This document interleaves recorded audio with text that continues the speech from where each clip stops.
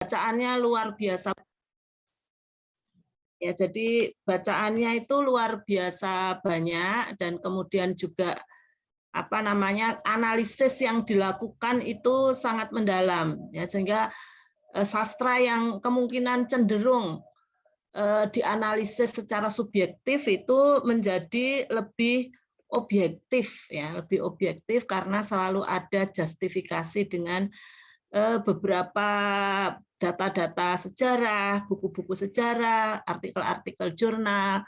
Nah, mungkin juga nanti bisa berbagi pengalaman kepada Anda ya, yang kajiannya sastra, bagaimana beliau itu menganalisis karya sastra, dan kemudian bagaimana bisa tembus pada jurnal internasional Scopus untuk bidang sastra. Kemudian nanti minggu depan itu untuk bidang research and development. Nah, di antara Anda kan mungkin juga ada yang research and development. Nanti saya hadirkan juga yang kebetulan saya juga jadi pembimbing itu Mbak Bu Lutfa Nugraheni, itu RND ini juga A ya, karena memang kebetulan Bapak Ibu ini memang rajin ya, dan kemudian memang sungguh-sungguh ya di dalam mengerjakan disertasinya. Nanti bisa berbagi kepada Anda ya, meskipun tidak 100% diberikan semua ya, tetapi nanti setidak-tidaknya Anda bisa membayangkan bagaimana disertasi yang ditulis oleh Bapak Ibu tersebut. Nah, kalau Pak Iswadi karena triangulasinya itu lebih banyak triangulasi teori, maka Anda yang sastra yang triangulasinya teori, maka bacaannya juga harus banyak. Bukan kita yang menentukan analisisnya, tetapi kita mengikuti karya sastra yang akan kita analisis. Misalnya Anda ingin mengambil karya sastra tertentu, nah ini bukan karya sastranya itu yang mengikuti kita analisisnya, tapi kita yang mengikuti karya sastra tersebut sebagai bahan analisis. Misalnya Pak Iswadi itu tentang maskulinitas, berarti nanti ya yang terkait hubungan laki-laki perempuan, feminitas maskulin itu di dalam karya sastra. Ya, jadi kita mengikuti karyanya, bukan karyanya mengikuti keinginan kita dengan kajian tertentu begitu. Nah, kemudian ini hadir juga ini Mas Ramadan Kusumayuda, ini kebetulan juga bimbingan saya yang kemarin saya minta untuk bergabung ya, sudah diizinkan Pak Ketua Kelas Mas Kodrat, karena saya pikir nanti Mas Ramadan bisa ikut menyimak apa yang disampaikan Pak Eswadi terkait disertasinya. Baik, ini mana Bu. nih? Ya, ini mana Pak Eswadi malah keluar. Bentar.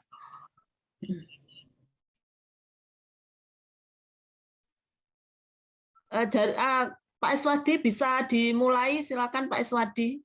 Terima kasih ya Pak Eswadi ya sudah bersedia hadir pada pagi hari ini.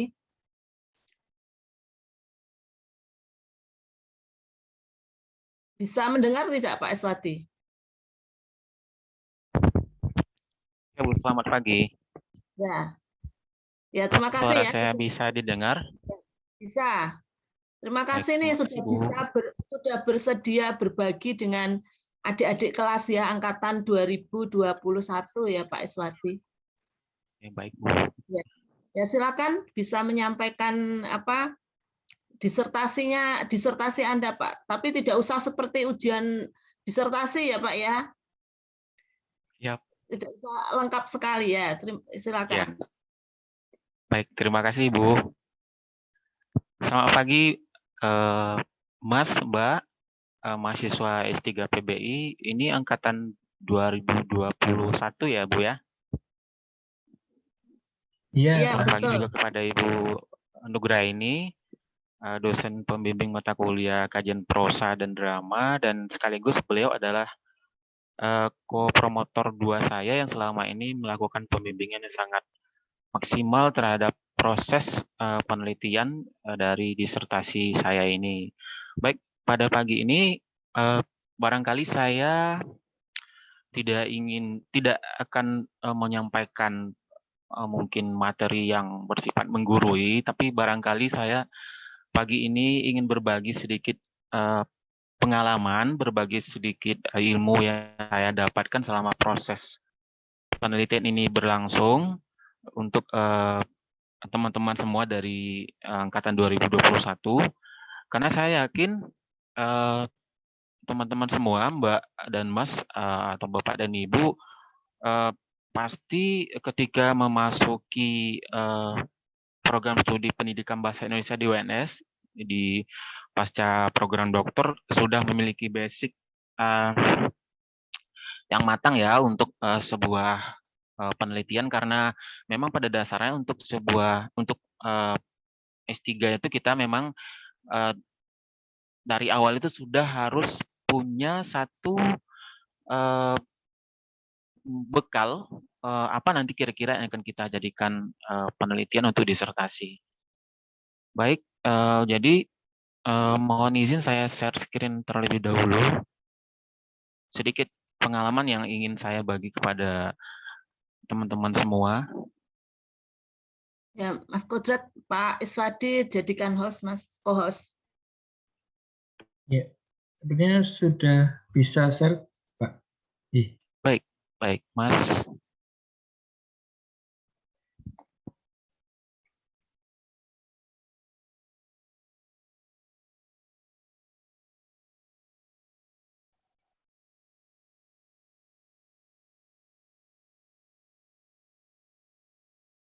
Baik, apakah sudah bisa terlihat? Sudah. Bapak Ibu? Sudah, Baik. Pak. Sudah, Mas. Baik. Jadi saya hari ini hanya akan membagi pengalaman saya ketika saya melakukan penelitian di bidang ini. Adalah penelitian untuk sastra, khususnya sastra modern, yang mengambil objek penelitian adalah novel Indonesia. Ini khususnya yang mengusung warna lokal atau lokalitas budaya Minangkabau. Nah, ini judul lengkap dari disertasi saya, yaitu Hegemoni Maskulinitas dan Pendidikan Perempuan Berbasis Lokalitas dalam Novel-Novel Indonesia Modern, Warna Lokal Minangkabau.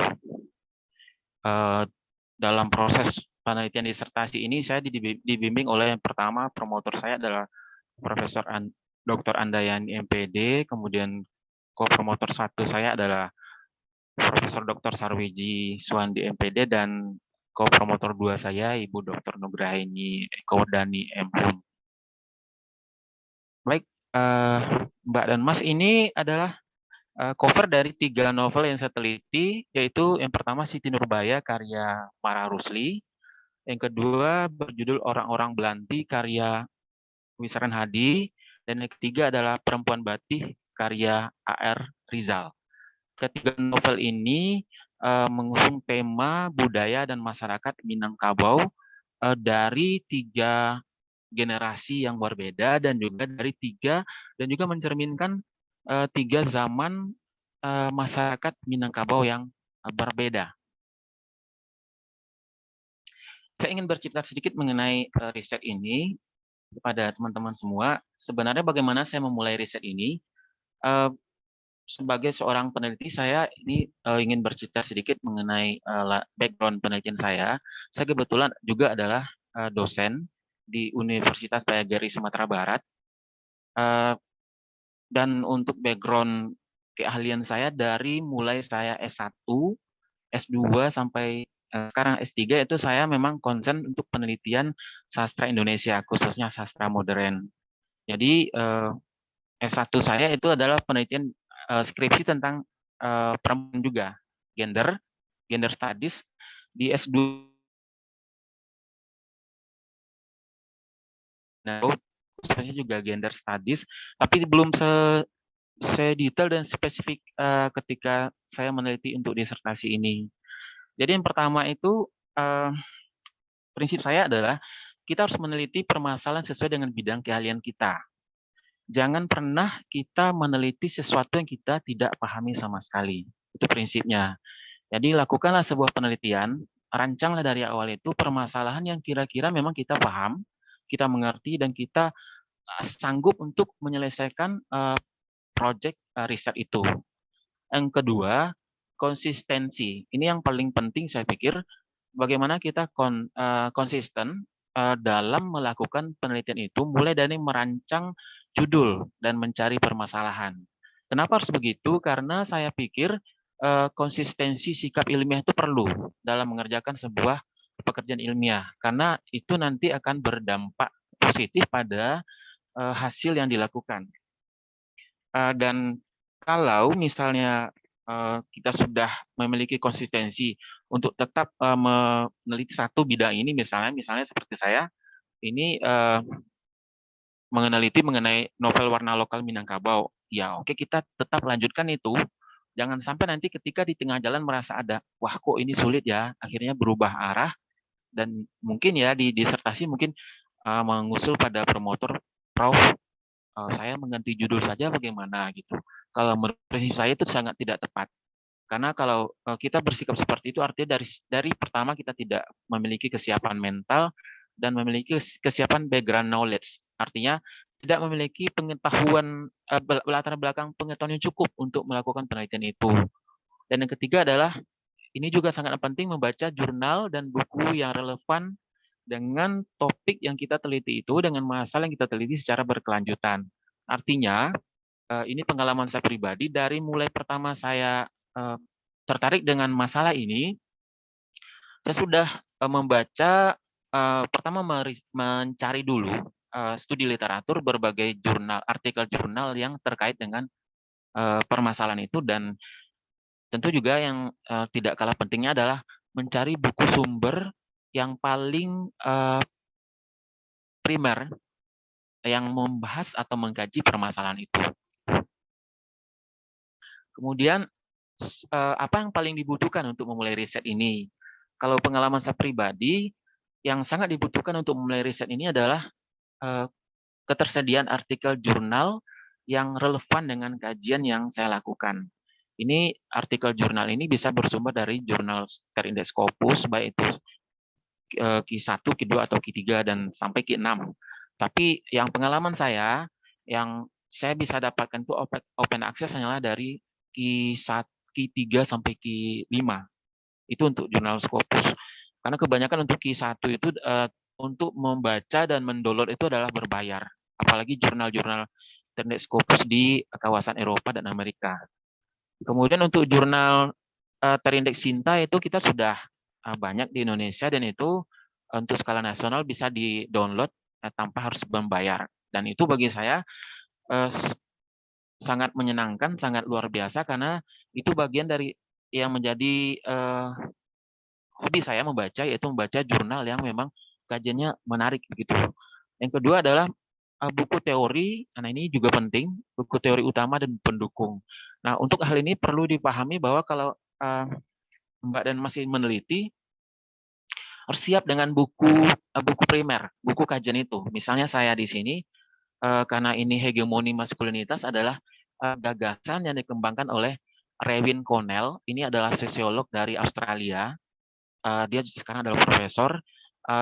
Teori ini dikembangkan dari teori hegemoni yang dikemukakan oleh Gramsci. Barangkali teman-teman di S3 sudah kenal teori ini ya dari perkuliahan. Kemudian juga beberapa buku lain yang terkait, misalnya kalau untuk saya adalah buku mengenai masculinity, gender and maskulinitas, kemudian juga culture, masculine and culture misalnya. Itu John Bannon, itu juga satu buku yang sangat penting saya baca. Termasuk juga adalah berkaitan dengan buku-buku kebudayaan matrilineal di Minangkabau, dan juga matriarki serta patriarki. Nah, itu kalau bagi saya pribadi, karena ini konteksnya ada gender studies, maka saya tidak cukup hanya membaca buku mengenai matrilineal di Minangkabau, tapi saya juga perlu dan harus melihat bagaimana sebenarnya matriarki di negara lain. Karena konsep matrilineal dengan matriarki setelah saya baca itu ternyata berbeda, tidak sama. Dan ini juga sangat kontras dengan konsep patriarki. Kalau patriarki ini paling banyak dijalankan oleh etnis di Indonesia, di luar. Kemudian yang tidak kalah penting juga adalah makalah dari proceeding. Nah, dari pengalaman saya selama ini, dari tahun 2019 saya memulai mencari seperti ini dari 2018 akhir. Saya tidak bisa menghitung berapa jumlahnya, tapi kalau saya perkirakan ada sekitar 400 sampai 500 artikel jurnal yang sudah saya baca, dan itu saya sebagai peneliti, karena ini penting, maka untuk folder artikel ini saya biasanya setiap kali dapat tuh saya pisahkan foldernya. Misalnya untuk kajian hegemoni, nanti saya pisahkan hegemoni yang manakah ini, apakah pendapat Gramsci atau yang mana. Nanti juga saya akan pilih lagi ini folder untuk Scopus, ini folder untuk Sinta berapa gitu. Jadi ketika sudah punya disiplin kerja seperti ini, Bapak Ibu akan mudah, teman-teman akan mudah mencari kembali ketika artikel itu dibutuhkan. Kemudian apakah ada data pendukung selain teks novel ini? Ada. Untuk ini saya memang memakai beberapa data lain, data sekunder ini. Kalau untuk data sekunder adalah, tapi ini sifatnya karena dia sekunder, second data, maka urgensinya tidak sebanyak dari data untuk teks yang saya kutip dari novel. Ini hanya bersifat untuk mendukung kelengkapan atau kevalidan dari data di novel, yaitu data dari wawancara. Saya melakukan ada 3 wawancara yang saya lakukan. Itu yang pertama adalah wawancara dengan peneliti sastra lokal Minangkabau, khususnya sastra sejarah Minangkabau. Beliau adalah Dr. Eva Krishna M.Hum. Beliau adalah dosen dan juga peneliti serta kepala Balai Bahasa Sumbar saat ini. Kemudian saya juga melakukan wawancara dengan pengarangnya langsung. Kebetulan karena satu pengarang yang masih ada itu hanya A.R. Rizal, ini yang ada di cover ini, maka saya melakukan wawancara dengan beliau. Beliau adalah sastrawan Minangkabau dan juga beliau adalah redaktur serta wartawan di Surat Kabar Harian Singgalang di Padang. Dan ketiga adalah data observasi lapangan. Ini walaupun sebenarnya untuk saya karena saya adalah konten analisis mungkin tidak begitu penting, tapi untuk melihat, karena ini adalah sosiologi sastra, maka memang saya tidak bisa sepenuhnya tidak melihat ke masyarakat. Karena yang direfleksikan dalam novel ini, ketiga novel ini adalah realita yang memang ada di dalam masyarakat gitu. Maka saya melakukan ada 2 observasi lapangan saya lakukan. Yang pertama itu ke keluarga asli etnis Minangkabau di kota kelahiran saya di Padang. Itu ada di namanya Kelurahan Gunung Sari. Ada satu keluarga yang saya observasi yang memang saya melihat di sini bagaimana sebenarnya struktur keluarga itu dan bagaimana pola kepemimpinan suami dalam keluarga itu. Dan saya melihat untuk keluarga ini istilahnya sudah ada kesetaraan gender. Artinya suami tidak mendominasi, istri juga tidak gitu. Tapi di satu keluarga lain saya menemukan ini keluarga yang dari segi standar ekonomi sangat berbeda dengan keluarga pertama tadi. Ini seorang perempuan janda dengan 2 orang anak, 1 laki-laki dan 1 perempuan. Ini dari anak ini adalah dari 2 suaminya, dan suami ketiganya adalah tidak memiliki anak dari suami ketiga. Dan ternyata ini saya menemukan sama dengan yang ditemukan dalam novel ini, bahwa ibu ini, perempuan ini yang berusia 50 tahun ini mengalami berbagai penindasan intelektual dan mengalami kekerasan verbal di dalam rumah tangga. Dan yang sangat urgen itu saya lihat ternyata di dalam keluarga ibu ini tidak ada kejelasan sistem pewarisan. Maksudnya tidak ada kejelasan pembagian harta warisan. Termasuk rumah yang dihuninya itu tidak jelas dari mana datangnya. Mama atau paman dalam keluarga dia dari pihak dia itu tidak jelas bagaimana fungsinya. Gitu. Termasuk juga ini saya membutuhkan data sekunder dari beberapa informasi tertulis terkait budaya Minangkabau. Berapa lama sebenarnya penelitian ini? Kalau untuk penelitian idealnya sebenarnya disesuaikan dengan matrik jadwal waktu penelitian yang sudah harus dirancang ketika proposal penelitian itu memang ditulis gitu. Dan juga yang penting untuk dipahami, sebenarnya pengumpulan data kualitatif itu dapat dilakukan sepanjang penelitian masih berlangsung. Tapi untuk saya pribadi ya, ini mungkin pengalaman sedikit pengalaman saya ingin saya bagi ke teman-teman. Saya memang sempat vakum melakukan pengambilan data selama 2 semester karena saya sakit waktu itu. Ini Ibu Nugraha ini mengetahui ini kondisi saya waktu itu, tapi saya alhamdulillah sampai saat ini saya masih bisa menyelesaikan, walaupun pada saat itu saya mengalami kondisi sakitnya sangat parah waktu itu. Baik, kita lanjut. Kenapa harus novel Siti Nurbaya, Orang-orang Belanti, dan Perempuan Batih yang saya teliti? Nah, dari hasil penelusuran saya terhadap novel warna lokal Minangkabau, itu saya menemukan ada 68 jumlah novel Indonesia modern warna lokal Minangkabau dari periode angkatan Balai Pustaka sampai angkatan Mutakhirata 2000. Ada 68 yang saya temukan. Hampir sebagian besar itu saya temukan, dan sayangnya sekali itu ada beberapa novel yang sangat klasik yang di angkatan Balai Pustaka Pujangga Baru saya hanya menemukan sinopsis dan judulnya, tapi tidak menemukan novel aslinya karena sudah tidak ada lagi di pasaran dan juga tidak tersedia di perpustakaan. Tapi walaupun begitu, saya bisa memahami bahwa ada persoalan yang sangat terkait dengan objek kajian penelitian saya dari ketiga novel ini, yaitu 3 novel ini merefleksikan 3 zaman dengan latar belakang aspek sosial budaya Minangkabau berbeda. Ini yang paling penting saya garis bawahi, bahwa Siti Nurbaya, Orang Belanti, dan Perempuan Batih ini merefleksikan kehidupan masyarakat Minangkabau dari 3 generasi dan 3 zaman yang berbeda. Yaitu pertama, Siti Nurbaya itu menggambarkan realita masyarakat Minangkabau di era penjajahan kolonial Belanda. Kedua, Orang-orang Belanti itu menggambarkan realitas kehidupan masyarakat Minangkabau yang diidiomkan dengan orang Belanti itu di era setelah pasca kemerdekaan. Dan yang ketiga, Perempuan Batih itu merefleksikan zaman dan masyarakat Minangkabau di kekinian saat ini, maksud saya. Lalu kenapa harus seperti itu? Saya pribadi dari pertama membaca teori dan menemukan permasalahan hegemoni maskulinitas ini, saya memang mengerti sekali bahwa ini kalau untuk konteks penelitian di sastra Indonesia, khususnya warna lokal Minangkabau, saya belum menemukan selama ini yang mengkaji hegemoni maskulinitas.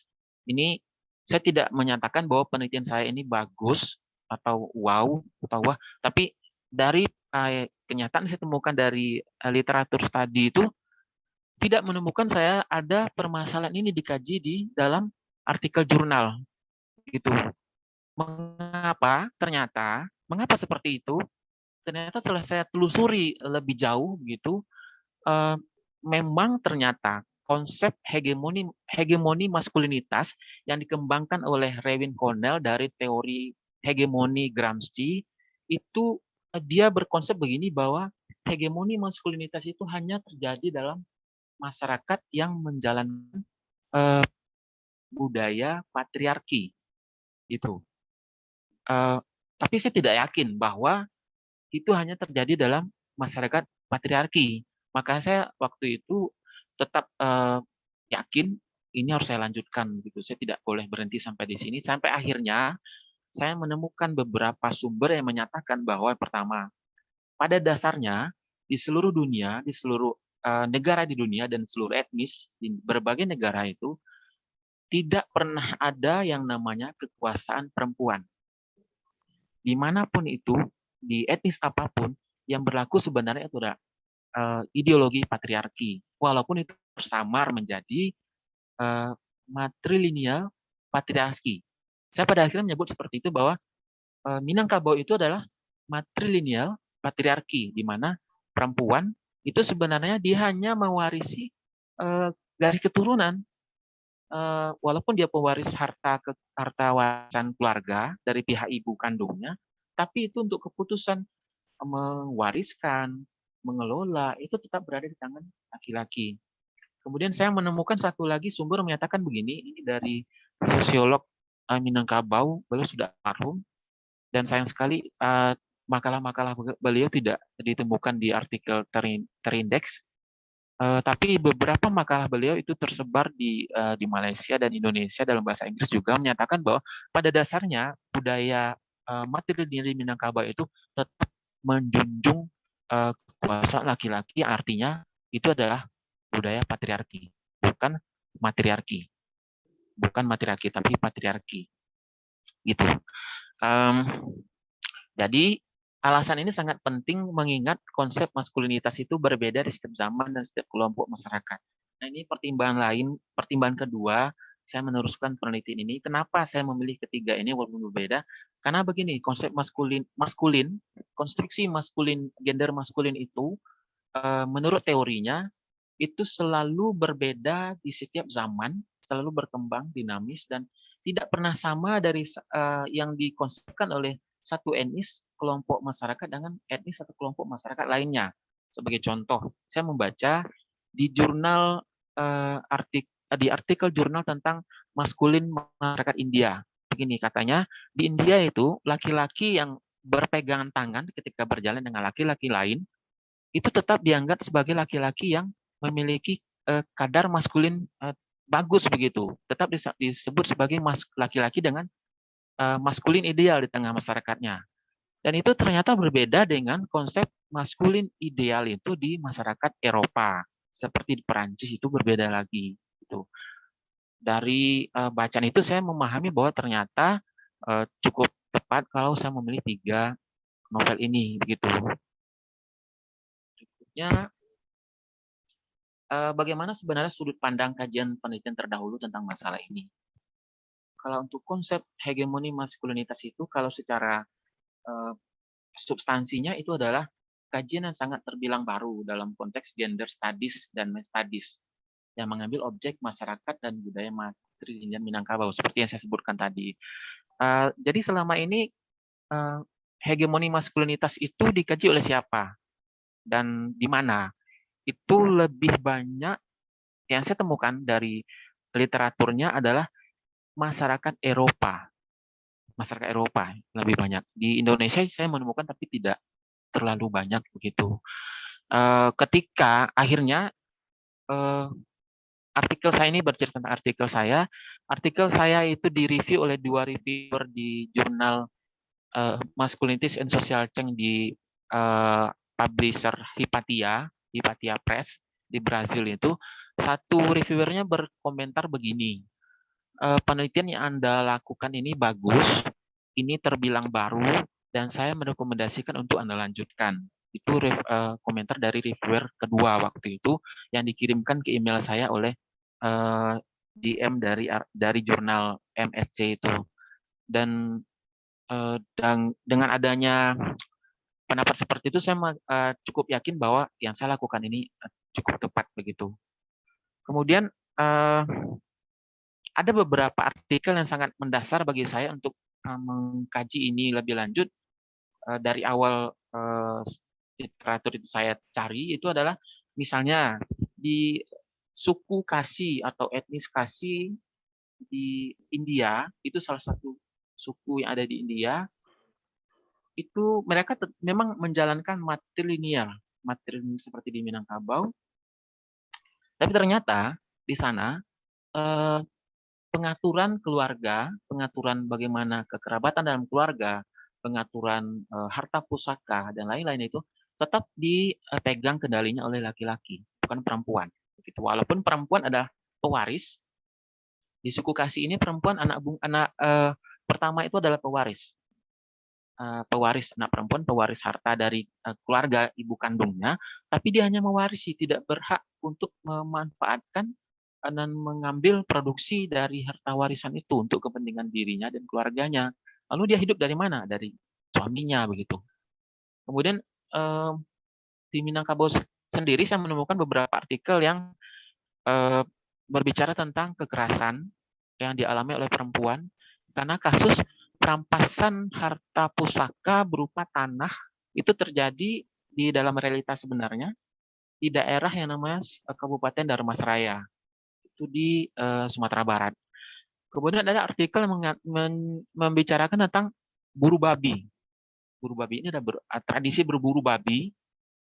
Saya pikir mungkin juga ada di beberapa daerah lain, tapi di Minangkabau ini menjadi tradisi di beberapa daerah di Minangkabau. Jadi dalam tradisi ini laki-laki biasa hari Minggu itu akan pergi berburu membawa anjing beramai-ramai. Satu orang bisa membawa 3 sampai 4 anjing untuk memburu menangkap babi di hutan. Lalu ini relate-nya dengan masalah maskulinitasnya apa? Ternyata begini, di masa itu ketika tradisi itu masih berlangsung, laki-laki Minangkabau itu melakukan tradisi itu tanpa melibatkan perempuan sama sekali. Itu untuk menunjukkan bahwa mereka memiliki kekuatan fisik dan memiliki kemampuan yang lebih dari perempuan yang di dalam rumah gadang keluarganya atau rumah adat keluarganya mewarisi harta gitu. Sementara laki-laki tidak. Gitu. Maka laki-laki ingin membuktikan kami lebih mampu dari kalian perempuan. Ini buktinya. Nah itu salah satu itu contoh artikel yang saya temukan yang menguatkan latar belakang penelitian ini. Lalu apa kaitan dengan konsep hegemoni ini dengan Minangkabau? Tegasnya begini, selain beberapa yang saya jelaskan tadi, ini tradisi perkawinan, ketetapan hukum adat, sejarah geografis, kepemimpinan publik di Minangkabau dari zaman tradisional, zaman kalau untuk sastra ya, angkatan Balai Pusat sampai sekarang, penggambaran, tetap itu didominasi atau dipegang oleh laki-laki. Kalau saya menyebutnya ini masih cerminan superioritas gender maskulin. Tuh. Contoh, dalam tradisi perkawinan, laki-laki di Minangkabau ada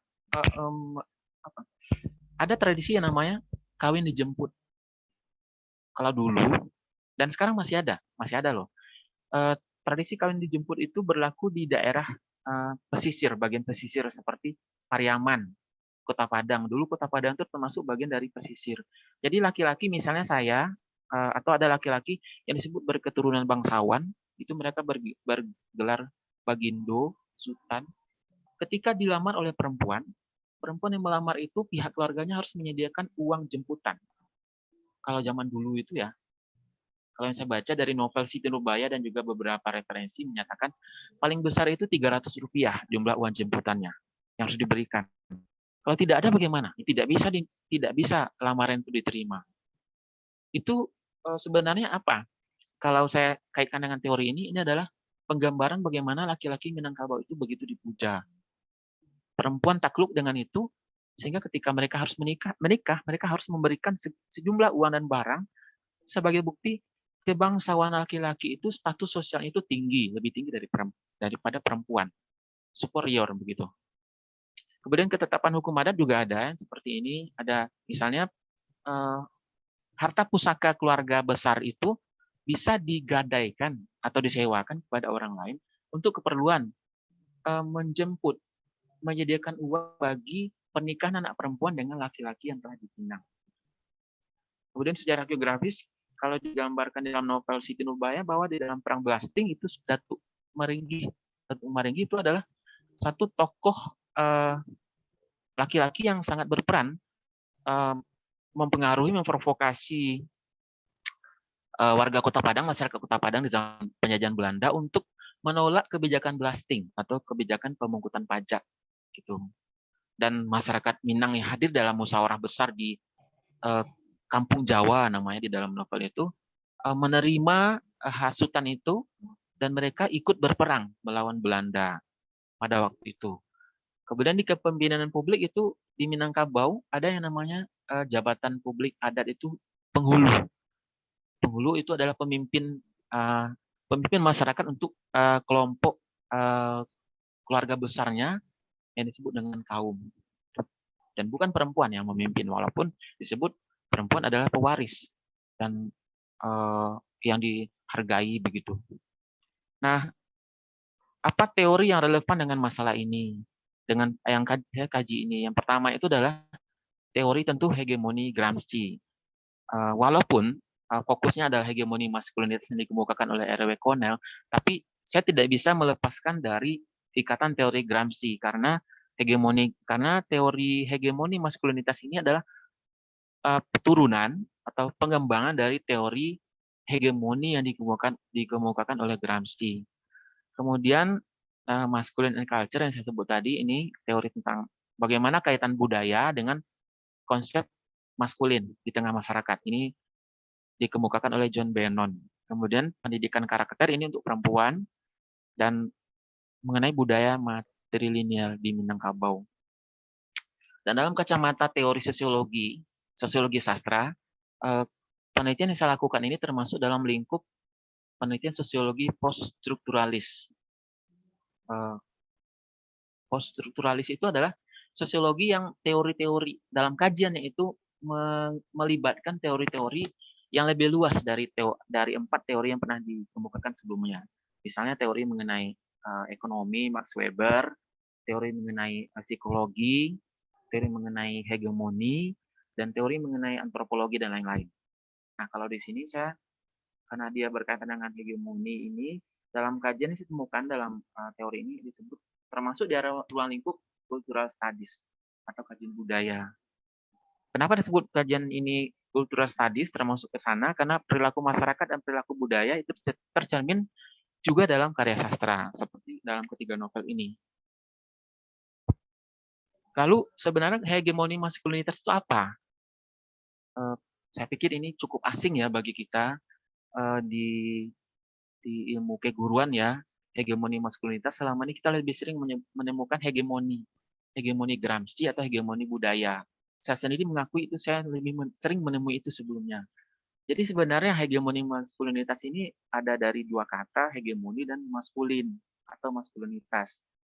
Nah, secara umum hegemoni maskulinitas ini adalah kepemimpinan intelektual dan moral dari kelompok penguasa. Ini konsep dari hegemoni Gramsci, Tapi ketika Cornell mengembangkan teori hegemoni menjadi hegemoni maskulinitas, dia menyebut bahwa hegemoni maskulinitas itu adalah konspirasi praktik gender atau bentuk praktik gender yang memberikan posisi dominan pada gender maskulin untuk mewujudkan cita-cita budaya yang ideal bagi mereka yang didukung oleh kekuatan institusional dari kolektif ataupun individu. Nah, institusional lembaga atau institusi yang mendukung ini misalnya disebutkan oleh R.W. Cornell adalah lembaga perkawinan, kemudian lembaga pendidikan, kemudian lembaga kebudayaan. Itu beberapa di antara lembaga yang disebut mendukung terjadinya praktik hegemoni maskulin ini. Dalam lembaga perkawinan misalnya, yang sangat penting itu menurut Cornell adalah heteroseksual. Artinya begini, dalam sebuah perkawinan laki-laki dianggap sangat ideal atau maskulinnya ideal kalau dia menempuh perkawinan heteroseksual gitu. Selanjutnya, dalam konteks ini perempuan bagaimana dalam konteks kajian hegemoni maskulinitas ini?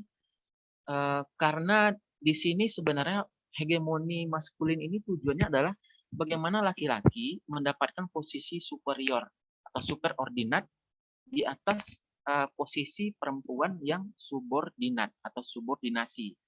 Artinya di sini untuk mendapatkan posisi nomor 1, posisi hegemonik itu yang menguasai kelompok lain, maka anggota gender maskulin itu melakukan subordinasi, memandang perempuan itu adalah kelas 2. Mereka adalah ada second people begitu, perempuan makhluk nomor 2, subordinat bagi laki-laki yang superordinat. Nah, kalau misalnya perempuan melakukan perlawanan terhadap itu, terhadap keinginan atau cita-cita ideal tadi, hegemoni maskulinitas itu, maka menurut teori yang dikemukakan oleh Cornell dan Gramsci, ketika itu tidak jarang laki-laki atau gender maskulin itu akan melakukan yang namanya dominasi atau penindasan dalam bentuk kekerasan, baik kekerasan verbal maupun kekerasan fisik. Hasil penelitian yang saya temukan seperti apa? Saya singkatkan saja.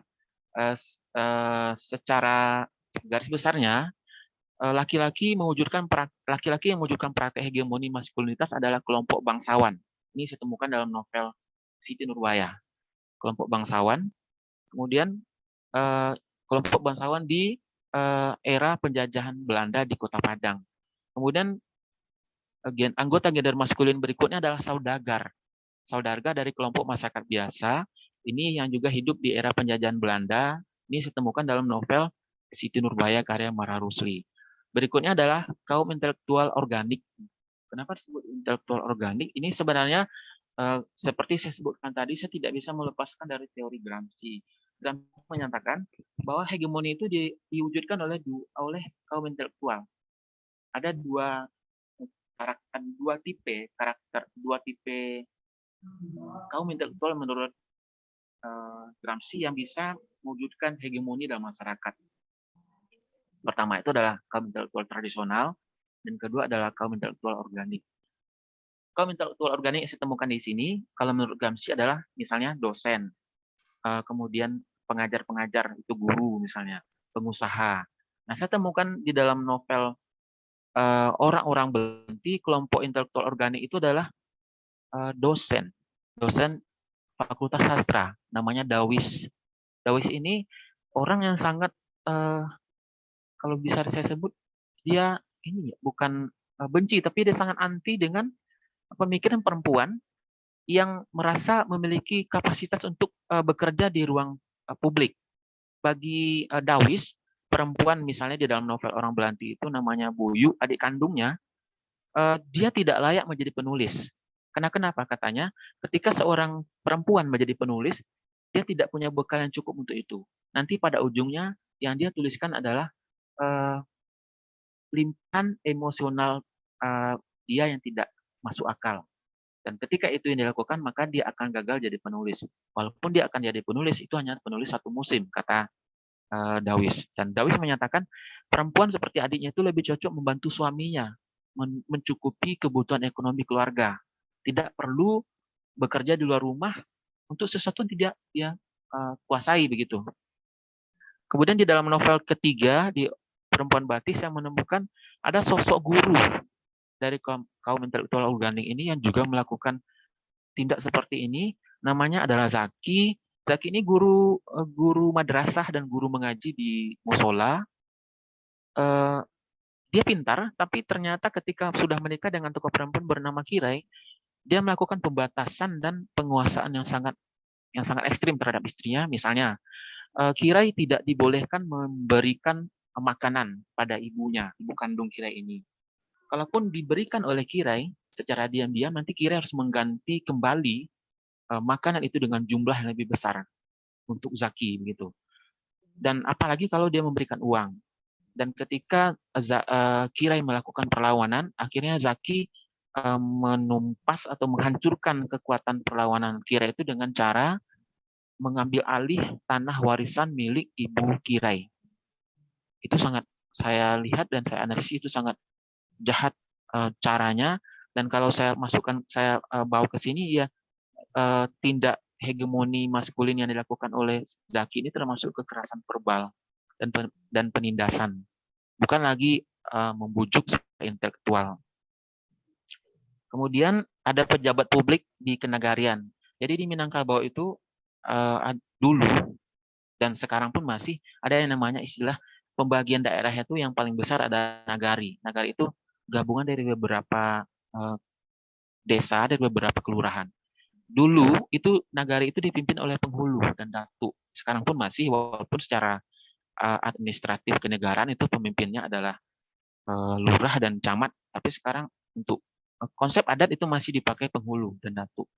Nah, di dalam novel yang saya temukan, yang saya analisis ini, datu dan penghulu ini adalah orang-orang yang memiliki kekuasaan yang sangat penuh di masyarakat dan keluarga, dan mereka lah yang menentukan baik buruk nasib perempuan. Itu.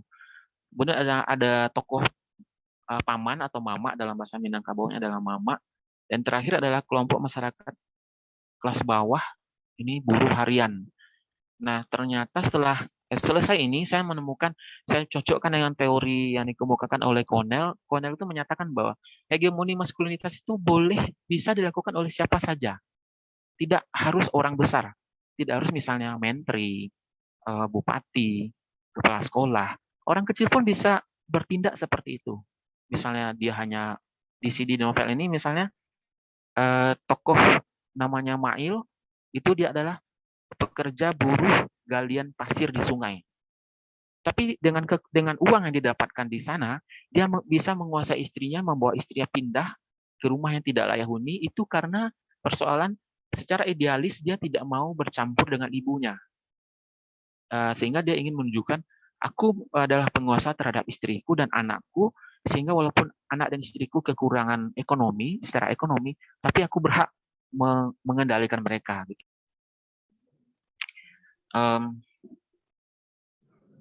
Dan yang terakhir, hegemoni maskulinitas yang ditemukan dalam ketiga novel ini, yaitu kalau secara garis besar adalah penindasan secara intelektual, kemudian kekerasan fisik berupa pemukulan, dan yang terakhir adalah pembunuhan.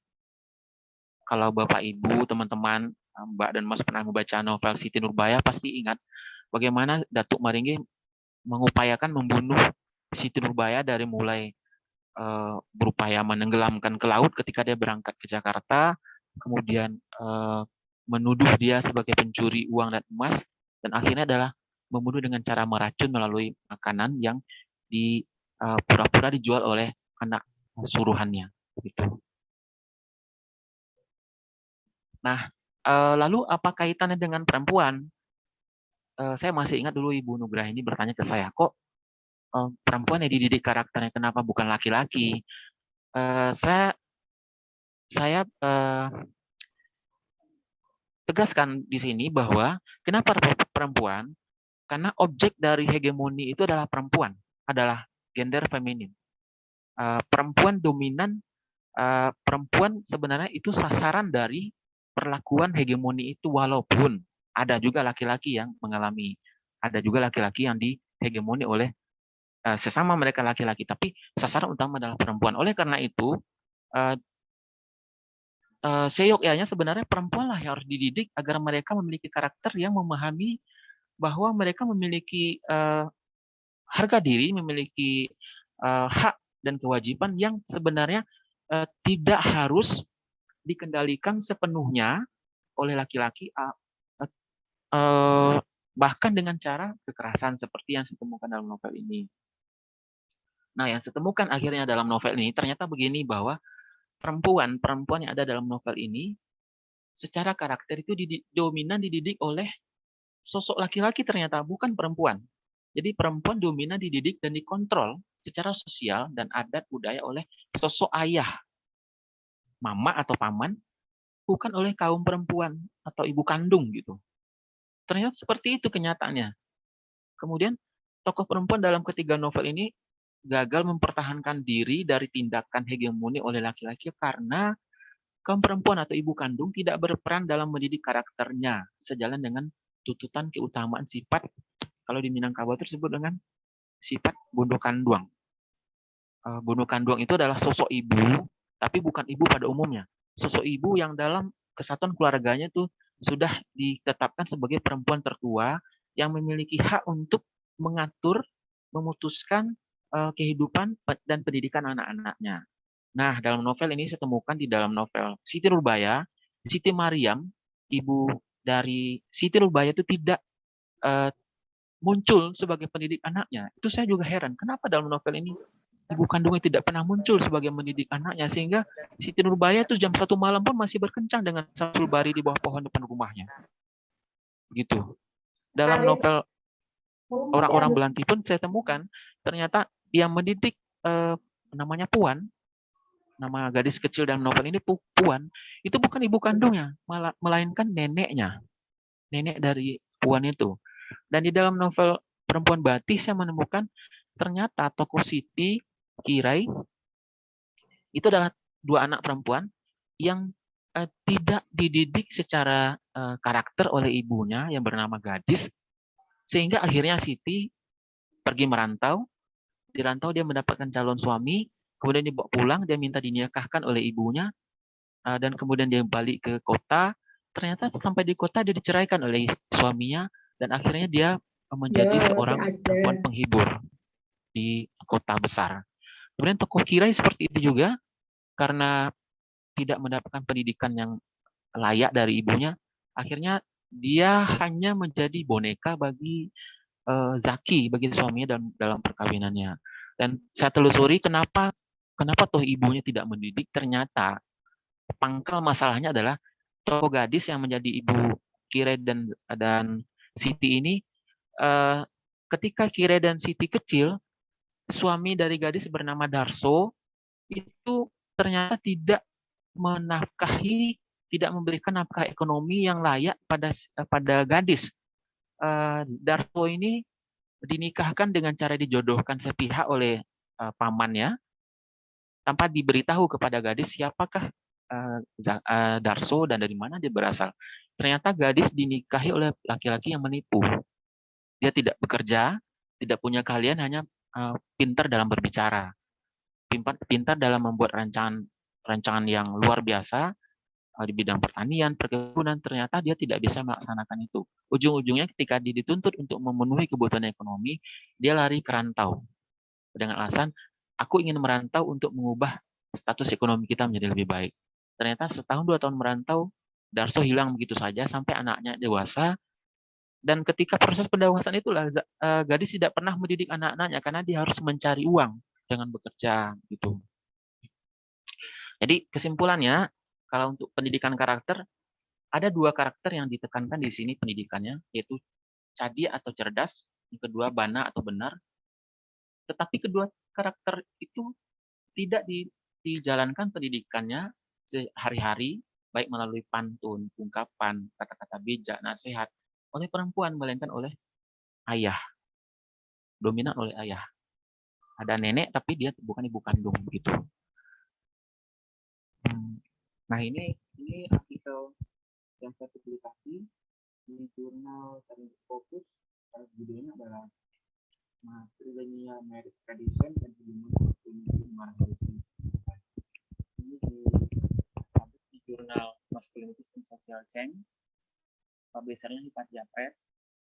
Pada awalnya sebenarnya ketika artikel saya direview, jurnal ini berada di kuartil Q2. Tapi ketika artikel saya publish, dia sudah turun ke Q3 ternyata. Tapi tidak apa-apa bagi saya, itu alhamdulillah sudah dipublish di sana. Ini terbit di volume 11 nomor 1 Februari 2022. Mungkin sedikit cerita mengenai publikasi artikel ini.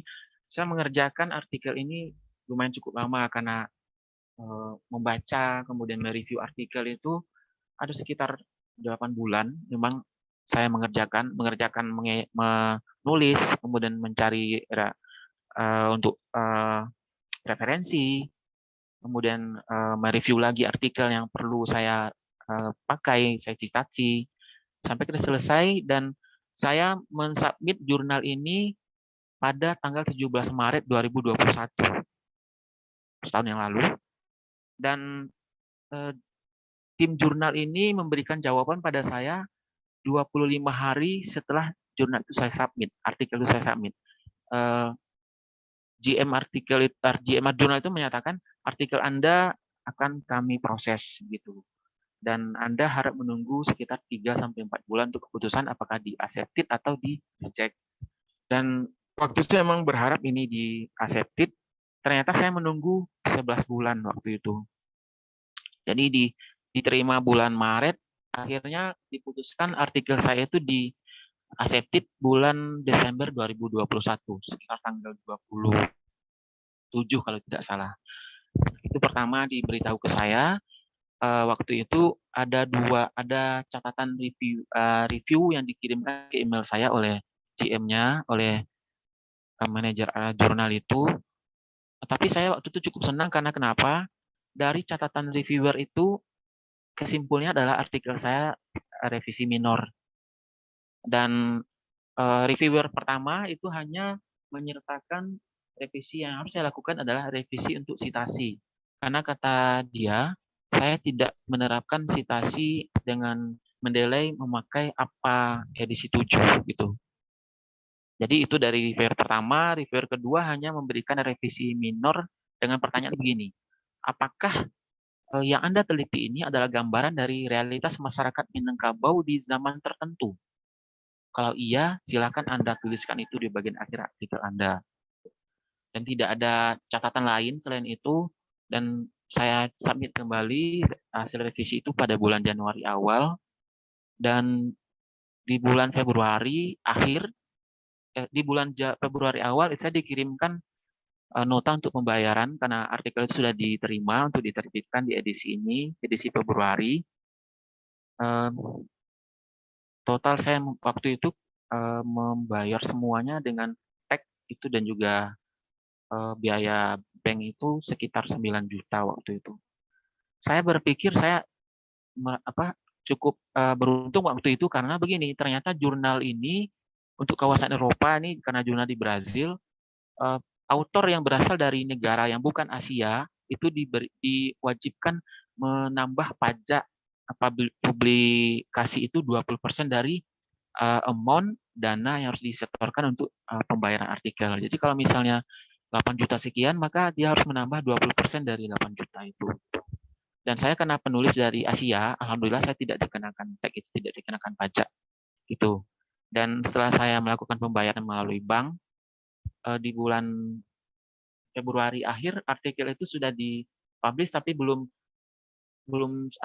masih menunggu untuk proses yang lain, dan akhirnya di bulan Maret artikel itu dipublish dan di indeks Scopus, masuk ke database Scopus di bulan Mei kemarin.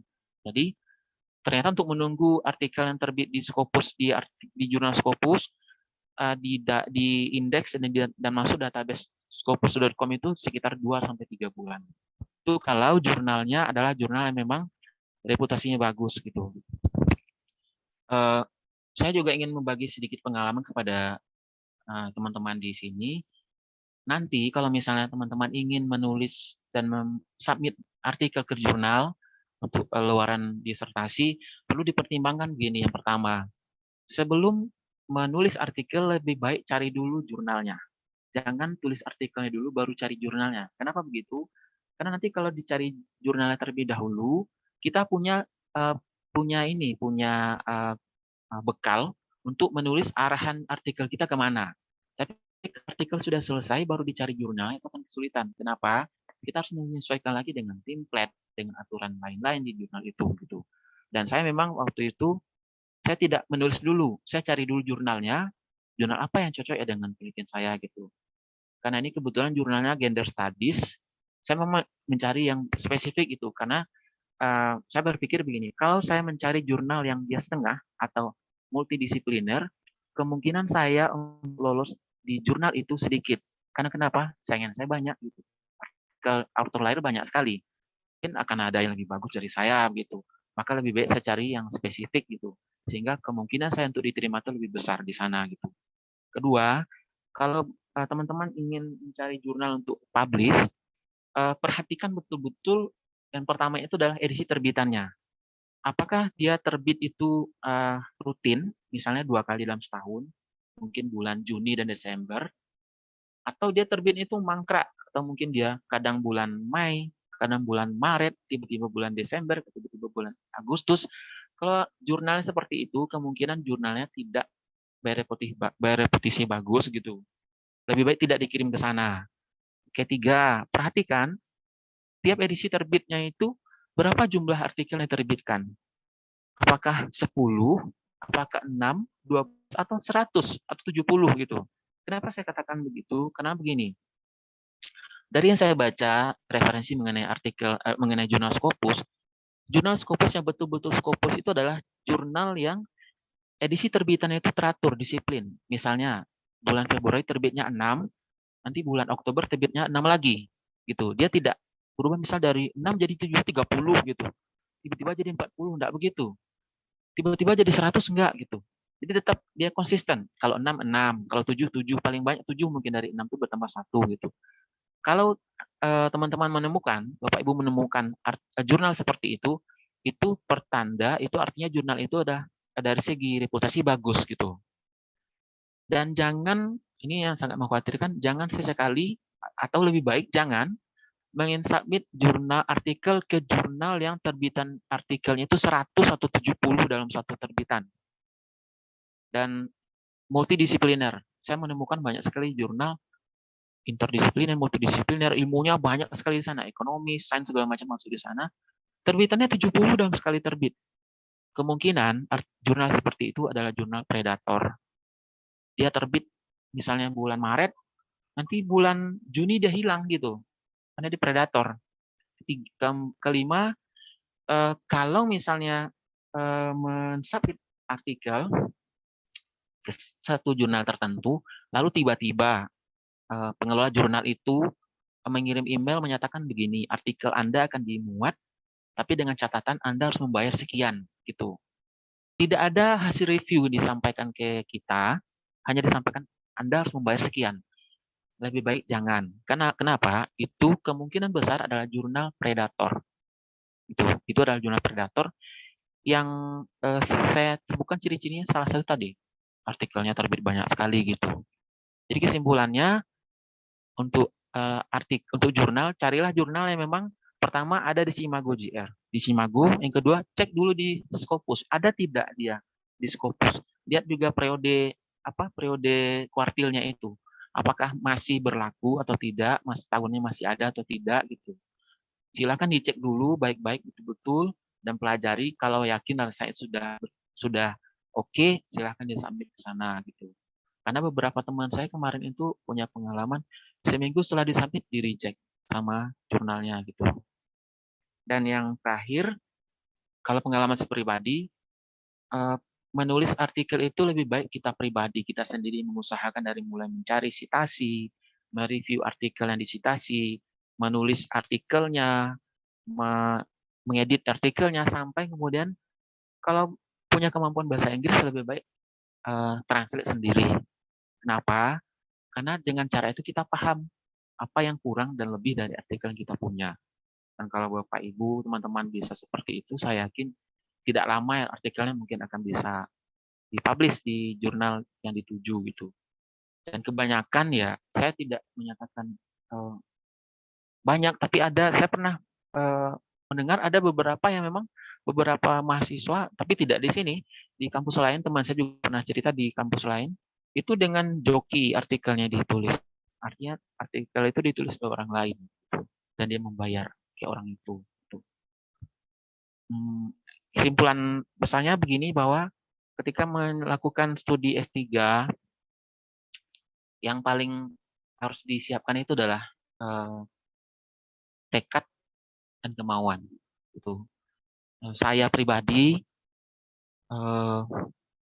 saya memang terbilang agak lambat selesai studi saya, itu karena saya mengalami sakit. Tapi ketika saya sakit itu, saya masih berusaha sedikit demi sedikit untuk menyelesaikan apa yang bisa saya selesaikan. Dan selama ini apa yang saya kerjakan itu saya kerjakan sendiri, tidak melalui tangan orang lain. Tapi kalau diskusi ada, saya diskusi dengan teman-teman saya di kelas, di UNS, dan teman-teman saya juga dari S3 di kampus lain seperti di Malang, di UNJ teman saya ada beberapa di sana, dosen juga, di UPI Bandung juga ada. Jadi kita saling diskusi apa yang bagus gitu, jurnal bagaimana gitu, saling berbagi informasi. Karena kalau S3 sendiri itu susah, teman Bapak Ibu, susah sekali kita untuk cepat selesai kalau kita menutup diri untuk hal itu. Kita mungkin merasa sudah bagus gitu. Jadi lebih baik kita sharing, berbagi, sehingga kurang atau lebihnya kita paham gitu.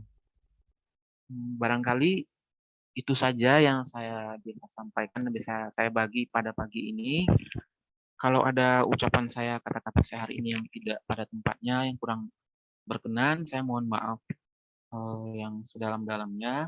Saya mendoakan teman-teman, Mbak dan Mas di S3 PBI yang saat ini sedang semester 2, kuliahnya lancar, studinya lancar, dan nanti bisa tamat di tepat waktu. Terima kasih banyak, selamat pagi, salam sejahtera. Assalamualaikum warahmatullahi wabarakatuh. Ibu Nurgaini, terima kasih Ibu. Ya, waalaikumsalam warahmatullahi wabarakatuh.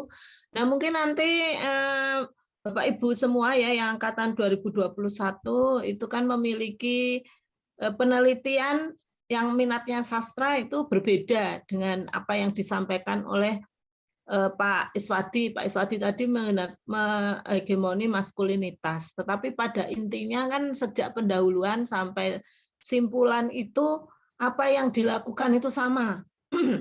Nah, mungkin nanti ada pertanyaan-pertanyaan dari Bapak Ibu ya, yang kalau Pak Iswadi kan sudah selesai ya, nanti Bapak Ibu yang menjelang menuju disertasi itu mungkin ada pertanyaan-pertanyaan. Kalau Mas Eko itu ekokritisisme ya, tetapi mungkin bagaimana itu dengan penelitian disertasi, pendekatan berbeda, tetapi kalau sastra itu kan hakikatnya sama. Nah, itu bisa nanti bertanya kepada Pak Iswadi. Silakan siapa yang akan bertanya, mungkin dalam penyusunan artikel jurnal ya, yang Scopus seperti itu. Ada mungkin yang bertanya? Mas, saya mau tanya Pak kepada Pak Iswadi. Ya. Ya, Mbak Nina. Ya.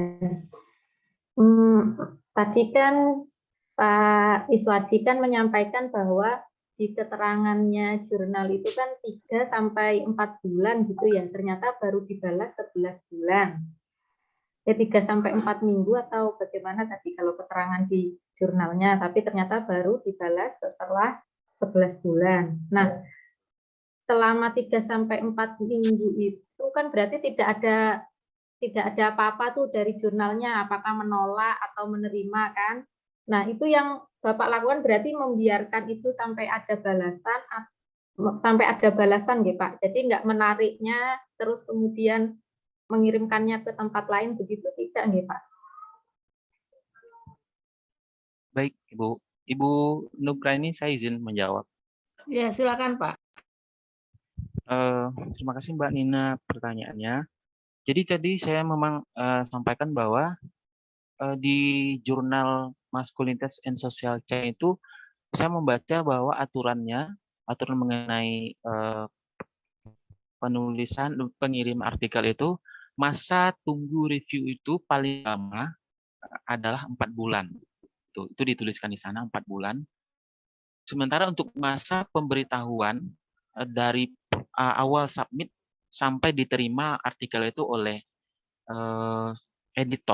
tim editor di jurnal itu paling lama menunggu 15 hari. Itu memang dituliskan di laman jurnal itu, di link jurnal itu. Dan itu memang yang untuk masa menunggu 15 hari itu memang terbukti. Walaupun agak ini sedikit ya, waktunya agak bertambah sedikit, saya diberitahu itu 25 hari setelah pengirim artikel, editor jurnal itu menyatakan artikel Anda sudah kami terima, maksudnya bukan diterima di akhir ya, tapi sudah sampai ke mereka dan akan diproses begitu. Nah, yang saya simpulkan begini, ya saya tahu ketika artikel itu, ketika editor atau mungkin GM dari jurnal itu menyatakan seperti itu, artinya langkah pertama sudah Bapak Ibu lewati, yaitu cek atau melihat, mereview dari segi template. Artinya editor jurnal itu sudah selesai mereview dari segi template, kecocokan dengan jurnal mereka, apakah sesuai artikel Bapak Ibu dengan template atau tidak. Kalau tidak sesuai maka akan disampaikan rejected gitu. Kalau sesuai maka seperti tadi itu, artikel sudah kami terima dan akan kami proses gitu. Dan selama saya menunggu tadi kan memang 3 sampai 4 bulan. Ternyata waktunya sampai 11 bulan. Selama 11 bulan itu saya tidak menarik artikel itu dan tidak mengirimkan ke jurnal lain. Kenapa? Ada etika di jurnal yang harus dipahami. Kalau kita sudah mensubmit satu artikel satu jurnal tertentu, kalau sudah diterima dan masuk ke proses review, jangan ditarik atau dikirimkan ke jurnal lain, karena itu akan berdampak ke nama Bapak Ibu.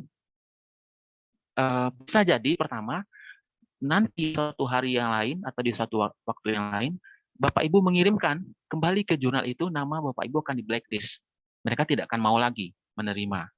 Yang kedua, kalau sudah masuk proses review, biasanya itu membutuhkan biaya di jurnal itu.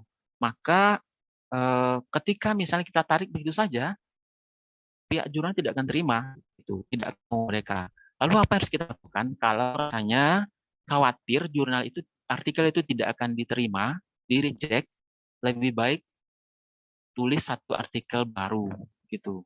Daripada menarik artikel itu lalu mengirim lagi ke jurnal lain. Nanti kalau dikata Bu, kita kirimkan ke jurnal lain, tiba-tiba di jurnal itu juga tiba-tiba dia mempublish artikel kita lah. Bagaimana? Itu. Jadi kesimpulan begini, selama proses menunggu itu saya tidak menarik dan tidak menanyakan. Saya menunggu saja, memang saya menunggu, walaupun saya cemas waktu itu, saya berpikir ini diterima atau tidak ya. Tapi saya optimiskan diri bahwa nanti pasti akan diterima kalau memang kualitasnya bagus gitu. Tentu sebelum itu kita kita evaluasi dulu yang kita kirim itu, apakah sudah layak tidak gitu atau bagaimana. Jadi seperti itu Mbak Nina. Terima kasih. Terima Biasanya kalau jurnal internasional itu tidak sesuai dengan ruang lingkupnya dan tidak sesuai dengan template-nya, itu begitu disubmit 1 hari kemudian langsung ditolak. Ya, mereka memang sangat profesional dalam pengelolaan jurnal. Nah, kemudian sebetul seperti Pak Iswadi, kalau tidak ditolak itu ditunggu ya, karena prosesnya blind review, 2 orang reviewer biasanya. Nah, itu nanti ditunggu sampai ditolak atau berlanjut ke accepted ya. Jadi tidak boleh dikirim ke jurnal yang lain. Nah, kalau seperti Pak Iswadi itu kan cepat, yaitu termasuk cepat itu karena 1 tahun ya. Ya dihitung saja satu tahun. Itu banyak lagi jurnal-jurnal yang lain itu sampai 2 tahun.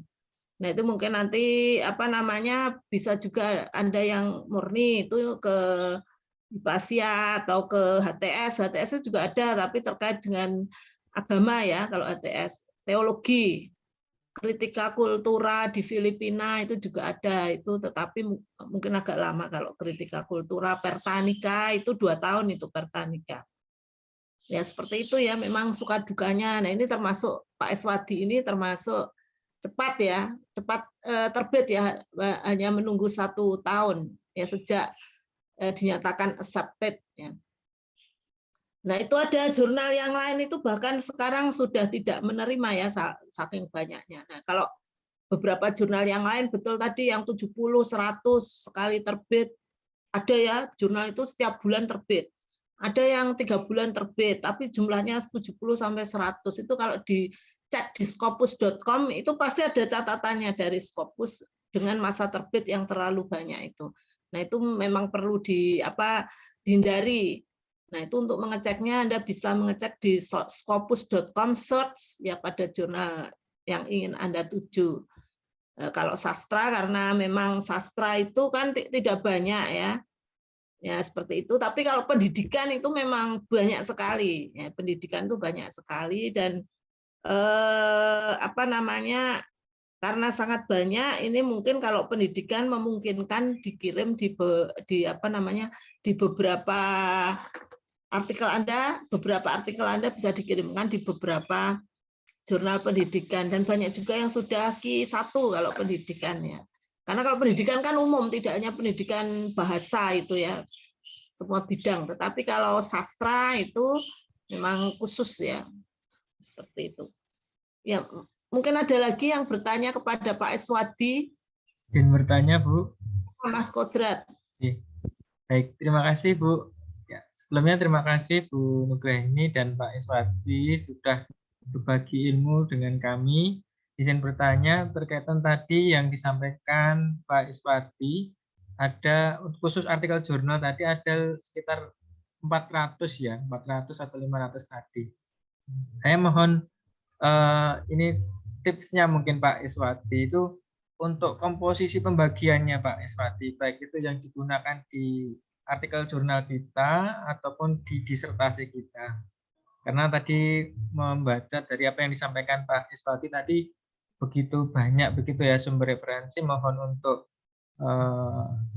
informasinya bagaimana untuk komposisi penempatan artikel tersebut. Kemudian yang kedua terkait pemilihan artikel jurnal khususnya bidang sastra, tadi disampaikan Pak Iswadi bahwa sebelumnya jurnal tadi Q2 kemudian turun menjadi Q3. Nah, ini mohon tipsnya juga Pak Iswati berkaitan dengan pemilihan artikel jurnal, khususnya kalau saya rencananya disertasinya tentang kajian pada puisi ya Pak Iswati. Jadi tipsnya berkaitan dengan pemilihan artikel jurnal itu yang Pak Iswati kemarin lakukan itu apa sih yang indikator utamanya ketika memilih artikel jurnal tersebut.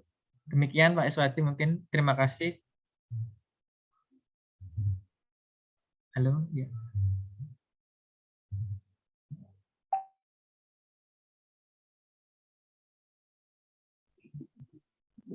Halo. Baik Mas, terima kasih. Mas Kodrat, ada 2 pertanyaannya ya. Bagaimana komposisi penempatan artikel di artikel yang disitasi di artikel kita dan tips memilih jurnal. Untuk artikel saya tadi menyatakan Bang ada 400, mungkin dari 400 yang saya baca. Tapi tidak se-400, tidak semuanya saya masukkan ke jurnal artikel saya.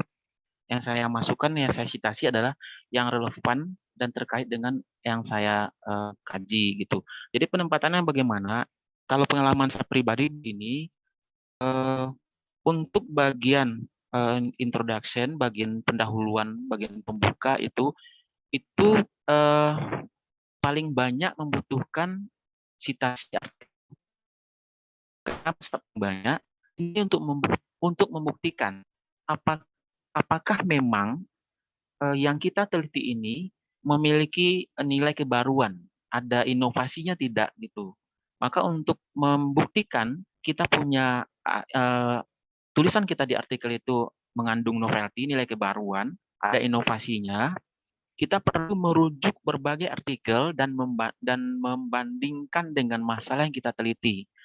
Misalnya saya begini, saya contohkan masalah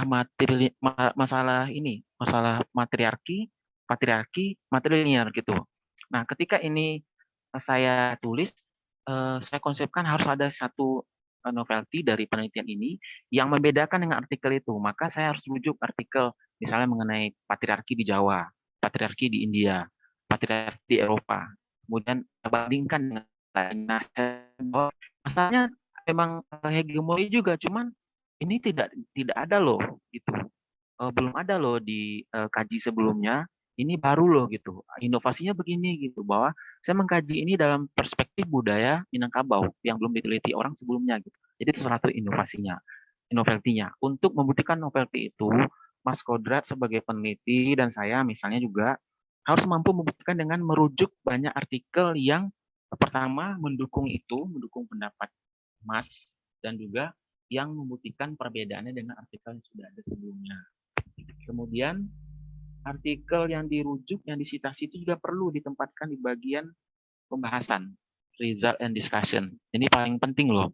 Jadi di bagian discussion, di bagian pembahasan itu, usahakan jangan hanya pendapat kita pribadi. Maksudnya kita memang menghubungkan antara temuan analisis data dengan teori, tapi tidak cukup sampai di sana. Kita harus membuktikan dengan membandingkan, merefleksi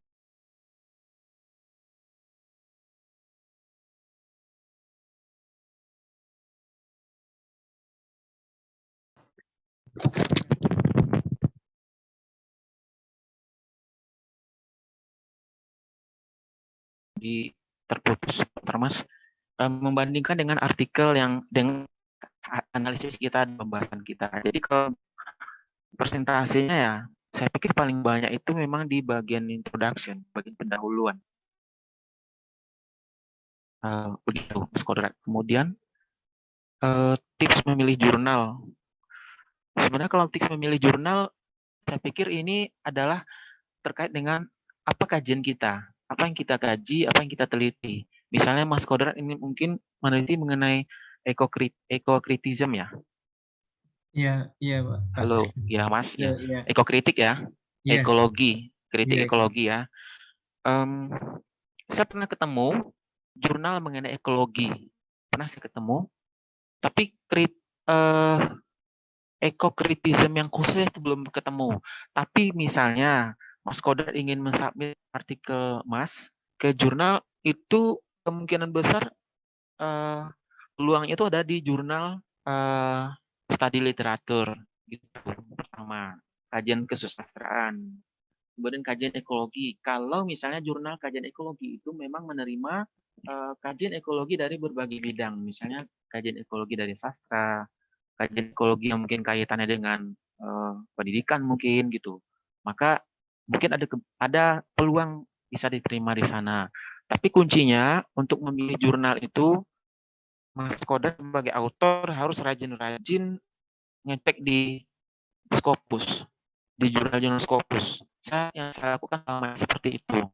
Saya punya catatan biasanya sebelum ambil itu saya catat jurnal apa yang kajiannya cocok atau kira-kira pas dengan penelitian saya. Misalnya kritika kultura itu pernah saya masukkan dalam list saya dulu. Kemudian Gema Online saya pernah masukkan ke list saya yang di Malaysia, 3L pernah. Kemudian jurnal ini Asiatik di Malaysia. Ada satu jurnal di Malaysia.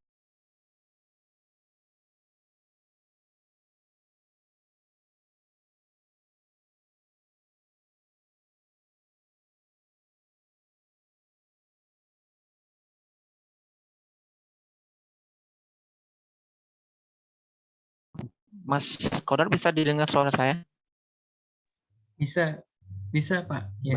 Baik. Jadi kesimpulan seperti itu, Mas. Kalau mau milih jurnal, kita harus yang pertama dilakukan adalah pantau berbagai jurnal di Scopus, gitu. Kunjungi Simago, kunjungi Scopus, kunjungi jurnal-jurnal yang terindeks untuk mengetahui apakah cocok, yang mana yang cocok, dan yang kemudian pelajari struktur penulisan artikel di jurnal itu. Itu berdasarkan pengalaman saya. Barangkali teman-teman yang lain di sini punya pengalaman yang berbeda dengan saya gitu. Dan Ibu Nugraha ini selaku dosen dan peneliti yang sudah banyak sekali di Scopus, tentu luar biasa pengalaman tentang ini gitu. Nanti Mas lebih lagi dengan Ibu Nugraha ini dan teman-teman di kelas gitu. Mungkin itu saja. Terima kasih. Terima kasih Pak Iswati. Ya, mungkin ada yang Bapak Ibu ya. Ya tadi sudah oh ya, sebentar ya Mbak Ida ya, sebentar. Dijelaskan ya, itu betul sekali Pak Iswati bahwa nanti di latar belakang Anda perlu mencantumkan penelitian-penelitian terdahulu dari artikel jurnal, itu wajib. Nanti kalau tidak di waktu seminar hasil itu pasti diminta itu untuk memasukkan penelitian-penelitian sebelumnya, dan kemudian dari penelitian itu apa novelty, kebaruan, state of the art dari penelitian Anda dibandingkan penelitian-penelitian lain ya. Tadi kalau Pak Iswati kan sudah menyebutkan bahwa kebaruan penelitian Anda, penelitian Pak Iswati itu adalah belum ada penelitian sebelumnya tentang hegemoni maskulinitas pada 3 novel tersebut. Ya, itu kebaruannya. Tapi kalau tertariknya itu boleh dicantumkan tertariknya tadi Pak Iswati karena merefleksikan 3 zaman dengan latar belakang sosial budaya Minangkabau. Ya, karena pada setiap zaman itu ada maskulinitas yang berbeda.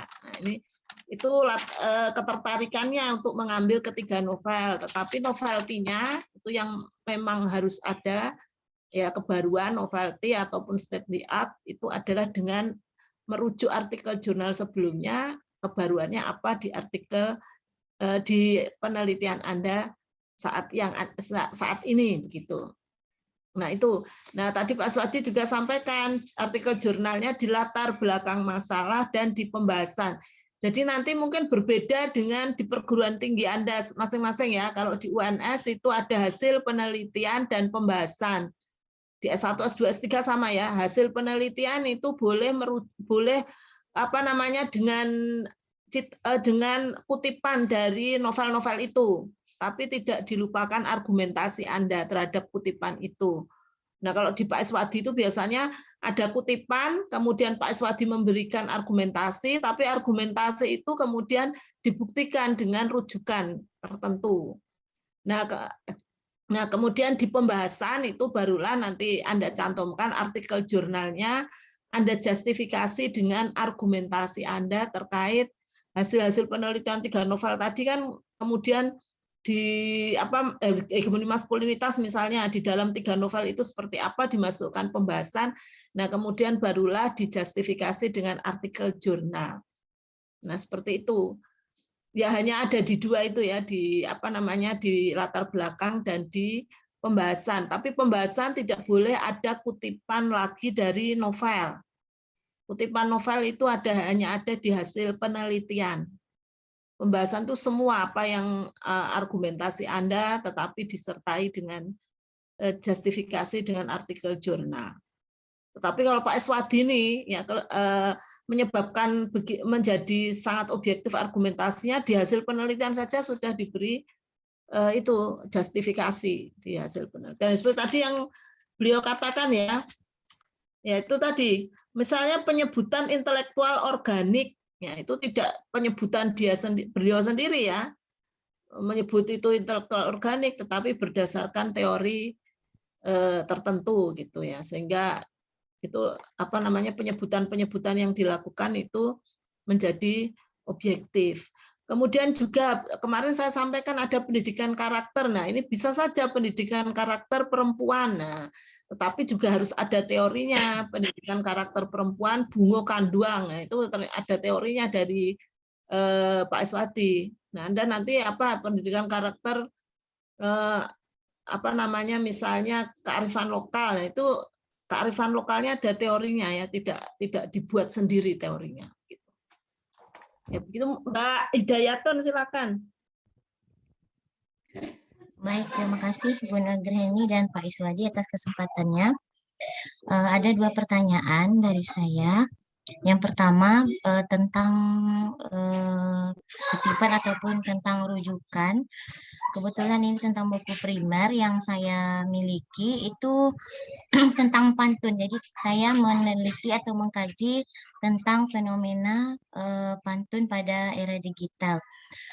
Jadi yang ingin saya tanyakan, kebetulan buku primer yang saya dapatkan itu memang tidak ada yang baru saya temukan yang baru. Itu tahun 1991, memang bukunya bahasa Inggris dan saya beli itu di Shopee Malaysia karena tidak tersedia di Malaysia. Nah, apakah bisa seperti itu nanti teori yang dipakai?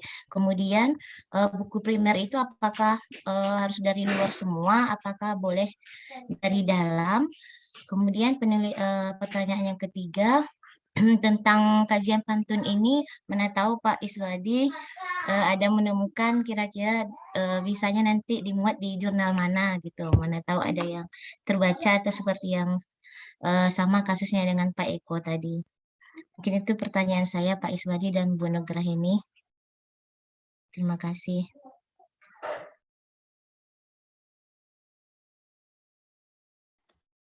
Pak Eswadi, lihat Pak Eswadi kesulitan jaringan. Ya, kalau buku itu sudah jadi aturan di pasca sarjana di S3. Kalau S2 dulu mungkin yang dari UNS boleh memakai buku kedua, buku-buku yang ditulis oleh profesor-profesor dari Indonesia itu boleh. Tetapi di S3 itu harus bukunya buku pertama ya, buku berbahasa asing ya, seperti tadi yang disebut Pak Eswadi tadi menggunakan buku buku hegemoni maskulinitas itu pada buku aslinya. Nah, memang seperti itu aturannya seperti itu. Jadi kalau nanti di ujian seminar proposal itu belum ada buku pertama, pasti akan ditanyakan di seminar proposal. Ya, misalnya Mas Eko kritik ya, itu harus pakai buku pertama. Ya, buku pertama dan sebagainya. Misalnya memakai strukturalisme genetik ya buku pertama. Kemudian kalau dia terkait dengan kearifan lokal, ya misalnya tadi Pak Eswadi Bardur itu terkait dengan pendidikan karakter perempuan di Minangkabau, yaitu buku teorinya terkait dengan Bungo Kanduang itu kan pasti tidak ada yang primer. Dipakai buku berbahasa Indonesia. Nah, kemudian kalau kira-kira di dalam buku berbahasa Indonesia itu ada teori tertentu, yaitu sebagai tambahan saja, tapi buku primer itu menjadi buku yang utama. Itu aturan S3 ya. Di mana-mana seperti itu. Kalau di Gajah Mada itu malah S2 saja sudah harus pakai buku primer, memakai buku primer. Nah, di UNS kan belum, di S2, tapi di S3 wajib. Ya seperti itu. Nah, Berarti kalau tahunnya, masalah dikira apa bagaimana Mbak Hidayatun? maaf Kalau Bu, masalah dikira ya gimana? ya Bu, Bagaimana? ya, Bu. Kalau Kalau tahunnya tahunnya 1961 itu tentang apa ya? 91 Bu, tentang Oh, pantun 91. Melayu. Ya, pantun Oh Melayu ya yang tidak dikarang oleh apa-apa, tidak Jazilai. apa-apa. Ya Oh, tidak iya. apa-apa tahun 91 ya.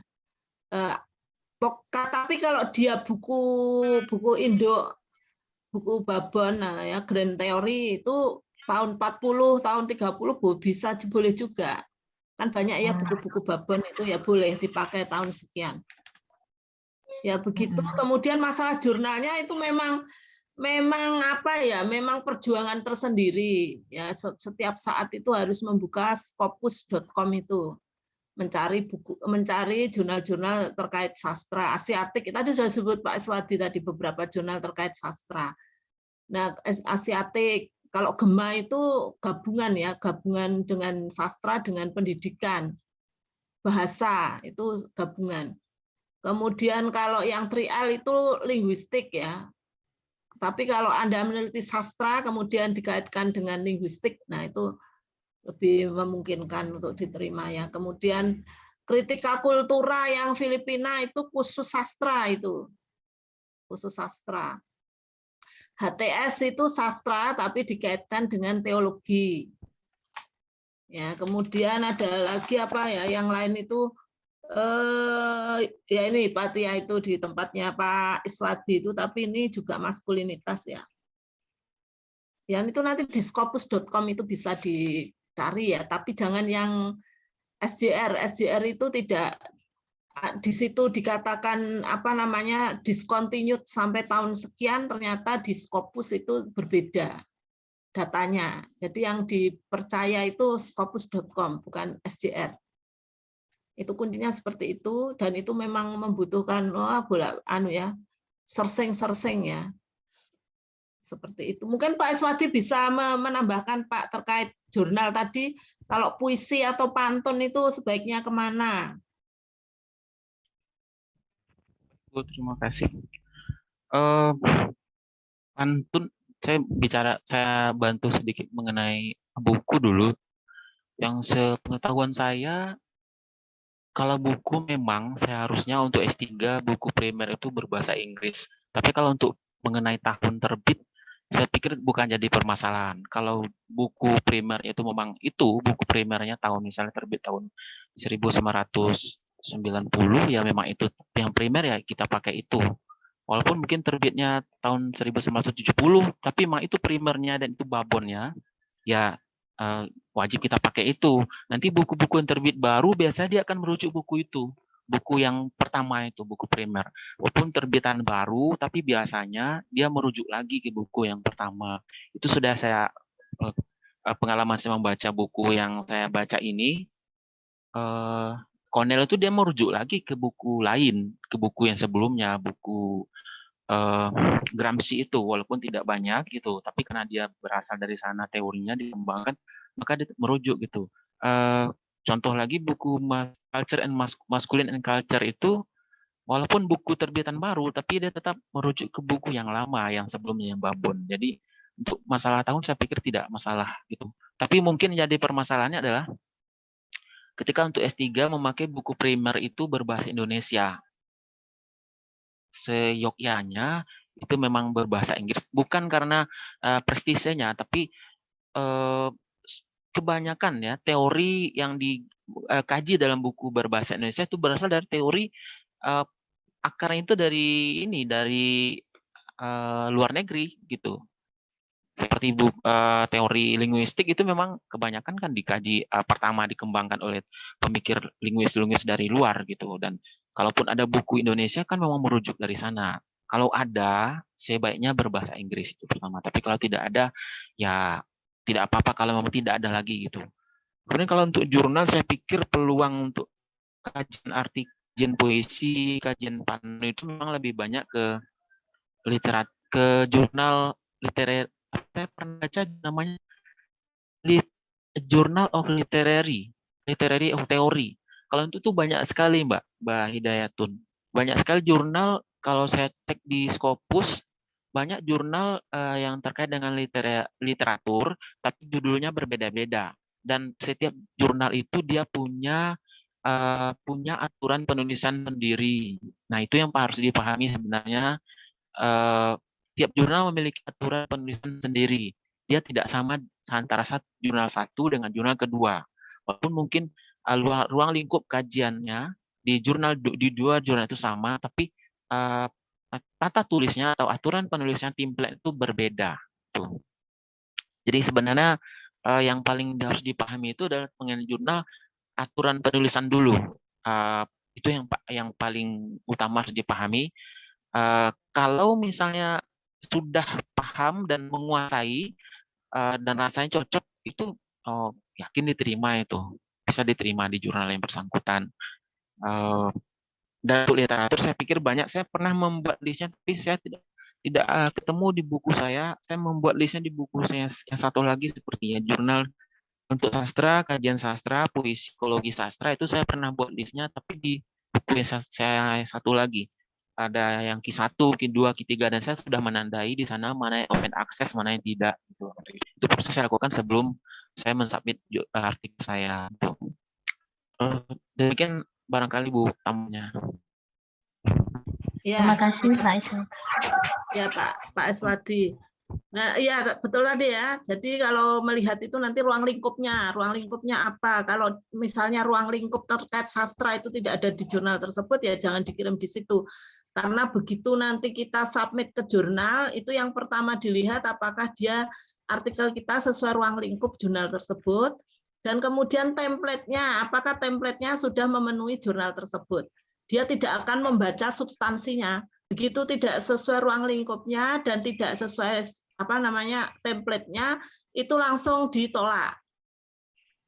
Nah, seperti itu. Jadi nanti menuliskan jurnal nanti di Scopus itu dilihat ruang lingkupnya dan kemudian itu template-nya bagaimana. Karena beda-beda ya tiap jurnal template-nya, ada yang teorinya dimasukkan, ada yang teori masuk ke latar belakang. Ada yang teori sendiri dan sebagainya. Nah, kemudian nanti setelah itu ya seperti Pak Iswati di jurnalnya tadi kan, dia jurnal Pak Iswati kan tidak ditolak dari segi template dan ruang lingkup. Kemudian dia lanjut menunggu sampai direview pada substansi. Nah, setelah ya bagian administrasi tadi itu diterima, kan pasti ke review. Menunggu blend review dari 2 reviewer. Ya, itu biasanya kalau sudah tahap itu nanti direvisi, nanti menunggu accepted, nanti menunggu publish. Prosesnya kan seperti itu. Jadi supaya tidak 2 kali kerja, itu ruang lingkup diperhatikan dulu, dan yang kemudian template-nya itu diperhatikan. Mulai dari harus pakai Mendeley apa berapa, atau boleh pakai Zotero, atau kemudian berapa spasi, berapa kata, ada yang menghitungnya kata, ada yang menghitungnya halaman. Kemudian 80% itu dari artikel jurnal, itu biasanya 80%, ada yang 30 artikel, syaratnya seperti itu. Nah, itu dipenuhi dulu supaya pada tahap administrasi itu tidak ditolak. Nanti baru kalau sudah itu kan tenang, oh berarti saya ke tahap review pada substansi. Nah, itu menunggunya itu memang agak deg-degan ya, dari segi substansi keliru ditolak tidak. Nah, nanti baru menerima accepted dan terakhir baru nanti publish. Ya, prosesnya seperti itu. Dan kemudian tadi terkait dengan buku tadi ya, betul itu tadi ya, buku-buku seperti Anda melihat bukunya Profesor Burhan itu misalnya. Nah, itu kan Prof. Burhan punya buku pengkajian prosa. Nah, itu beliau sebetulnya memasukkan teori-teorinya Robert Stanton di dalamnya. Dari buku aslinya Robert Stanton itu masuk di bukunya Pak Burhan. Nah, kemudian memperlihatkan kepada kita pembaca bagaimana cara menganalisis sastra dengan menggunakan pendekatan Robert Stanton. Nah, itu tidak bisa menjadi buku pertama, karena buku pertamanya tetap bukunya Robert Stanton. Jadi yang diharapkan dari buku pertama, meskipun tahunnya lama, Robert Stanton itu tahun 60-an ya, tetapi dia buku babonnya. Mungkin ada lagi? Terima kasih Bu. Ya, ada lagi mungkin? Ya, ini karena jamnya menjelang jamnya Pak Budi Setiawan ya. Semoga ini tadi berbagi yang dilakukan Pak Iswadi Bardur itu bermanfaat bagi Anda semua. Penelitian sastra itu hanya berpikir.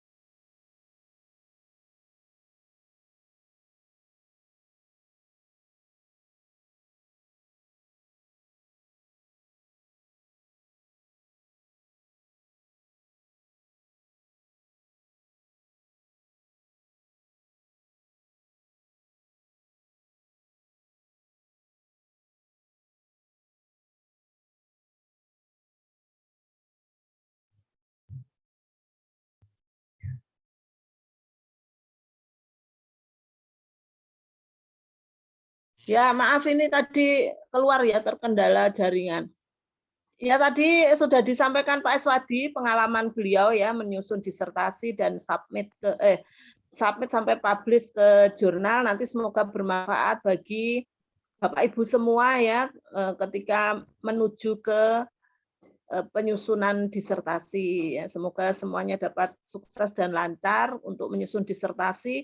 Jangan putus asa karena Pak Iswadi pernah sakit 2 semester ya, tetapi semangatnya memang membara dan selama pandemi selalu berada di Solo untuk menyusun disertasi. Terima kasih ya Pak Iswadi sudah berkenan untuk berbagi pengalaman, suka dukanya menyusun disertasi dan artikel jurnal. Ya, semoga nanti bermanfaat bagi adik-adik kelas. Terima kasih kembali Bu. Terima kasih Bapak Ya. Ibu semuanya. Ya.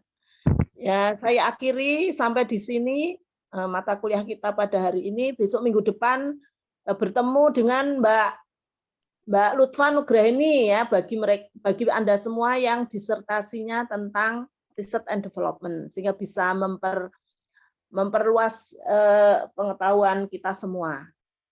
Ya, saya akhiri. Wassalamualaikum warahmatullahi wabarakatuh. Waalaikumsalam warahmatullahi wabarakatuh. Terima kasih Bu. Dan Pak Iswadi. Terima kasih Mas. Terima kasih Pak. Ya. Sama-sama.